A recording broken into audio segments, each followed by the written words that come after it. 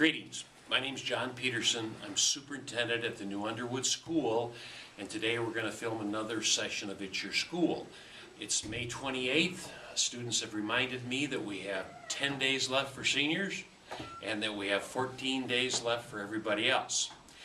Today, my guest is Olivia Edoff. Olivia is a busy lady like most of the students in our school. So yesterday, let's talk about yesterday, Olivia. You were in Pier and I had the opportunity to attend that event. Let's talk a little bit about yesterday. What happened? Well, I got to attend a state academic excellence event, and it was the top 1% of all the students in South Dakota. And so there was about 200 kids there, and they just wanted to kind of recognize us for the hard work we've put in. And so it was really cool to go, and they had the governor there and some of the state board there, so we got to talk to them, and they gave some little speeches and stuff. We got a certificate and a pin for everything we've done, so that was kind of cool. Yeah, it was. And you know, the thing I think that's somewhat unique in New Underwood anyway, it was really close. I mean, we had several students that were right up there at the top that do fantastic academically, and you just so happened to win the lottery yesterday, and you were recognized, and very deserving. Olivia, you're a busy lady. One thing that you're in, and I've had the opportunity to, I guess, observe the past few months, and that is our student council. You're president of the student council. Let's talk a little bit about what projects you folks have undertaken and what's been going on in regards to that organization. Well, you know, this year we had 2 students in our student body that were hit pretty hard with some medical things. So student council made a decision at the beginning of the year when we found this out that we really wanted to focus this year on helping them and their families. We wanted to make sure that the community had somebody to lead them and rallying around them and supporting them. So most of the year has been really focused on just like fundraising activities and just recognition for those 2 kids and making sure that everybody supports them in everything that they've gone through. You know, that's before I got here, and I certainly know those students that you helped out. I mean, we don't have to mention names, but let's talk a little bit about the challenges those 2 have faced. Well, they've definitely had a lot of problem with missing school, I know. One of them, he's doing some catch-up work and things, and there's actually a senior here that's helping him with that. She's doing that as part of her senior project, just trying to help him catch up with his classes and stuff.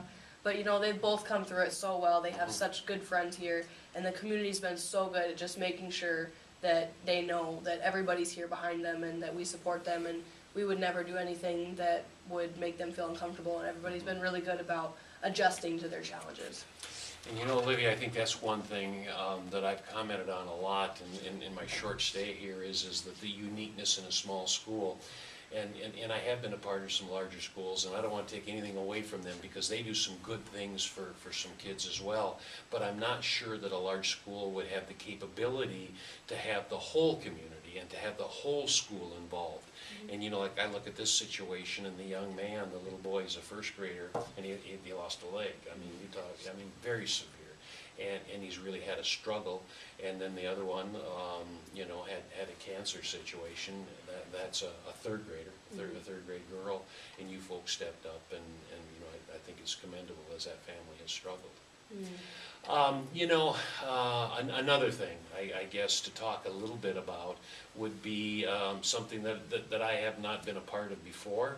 And that was it a summit? They call it a summit? Yep, a student summit event. Tell us a little bit about the student summit event. Well, this year I decided to do juvenile law and focus on that for my senior project. And it took me a little while to come up with a give back for that. And finally, after talking to my teacher, I decided I wanted to do a student summit. And basically what it is you select students that you feel would be really good about voicing their opinions about the school and really summarizing the whole school's ideals about this school and what they think need to be fixed and what's good about it. And then we took an administrator, which was yourself, and a teacher, and we all went over to the community center and had a really good discussion, just really in-depth that morning about everything in the school and just trying to compile everything so that it was in one document in one place and people could reference that. So after we were done, I personally went through the notes that we took, and I went and made like a compilation, and I did a write-up about it. And I did 3 different parts. I did the things that kids thought were present in the school now, whether it was good or bad, and then we did a solutions part, and then just the raw data. And I've distributed that to yourself as well as the other administration, and the office has 2 copies for the reference of whoever wants to look at it. And you're going to go report, I think, to our next school board meeting, aren't you? You're gonna share that information. Yep. And you know, the thing that I wanna share, a lot of times when we ask for a written report, we get 2-3 pages. You've given me the report, and it's multiple pages. You put a lot of work into it. Yeah, it took a long time. Yeah, and you know, and I think it's beneficial. I mean, coming from students, you talked a little bit about what we do well, and you talked a little bit about what we need to do better. And I think that'll be beneficial to the new superintendent. I think it'll be beneficial to the school board as we strive to improve a good school and even make it better. You know, when you started out talking about the summit, let's talk a little bit about what are you going to do when you get big? What are you going to do? What are you going to do with your life after New Underwood? Well, I've been accepted in the honors program at USD, so I'm planning on going there in the fall. And right now I'm planning on majoring in both criminal justice and political science. And then hopefully post-graduation I'll apply to law school there at USD and go through their Juris Doctor program. What kind of a lawyer do you want to be? Juvenile. I want to work with juvenile law and be like a public defender or a public prosecutor. I do ultimately want to be a judge, so I know I have to work both sides of the system and get a good feel for both.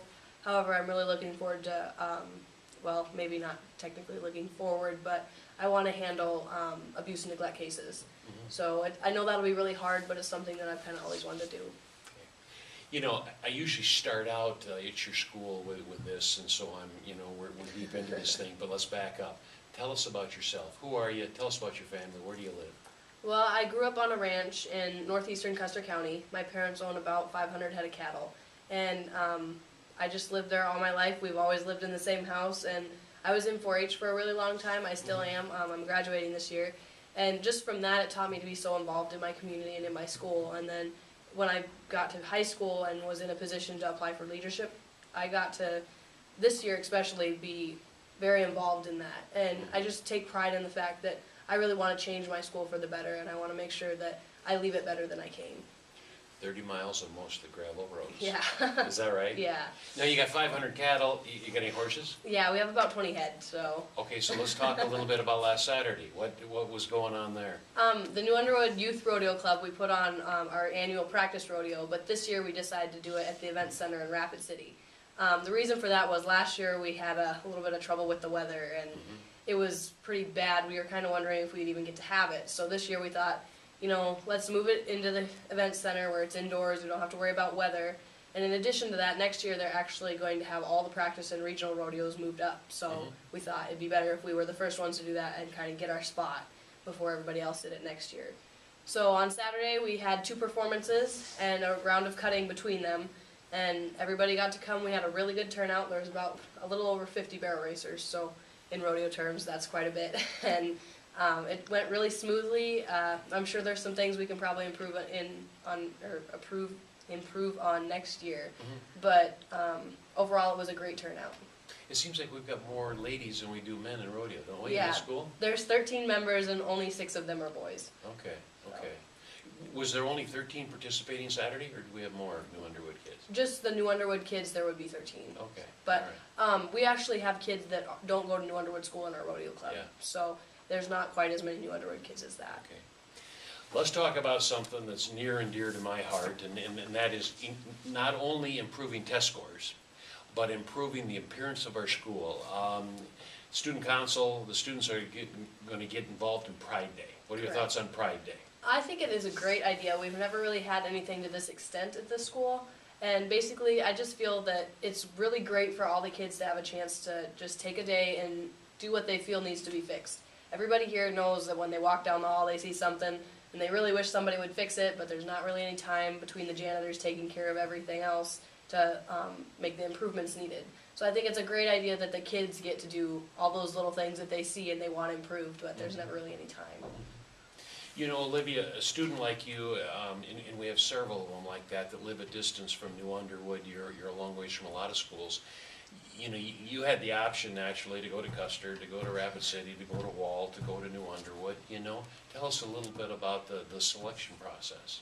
Well, actually, my sister's just a year older than me, and when my mom was going through options of where to send her, it was really tough because at that time New Underwood was having some difficulties, and they were just getting new administration.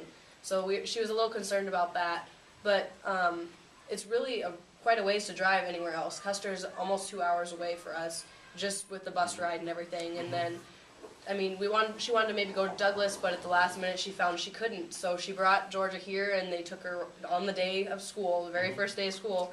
And Georgia just got along great. She just loved it here, and she liked that it was a small school and people knew her, and she could talk to her teachers when she had problems.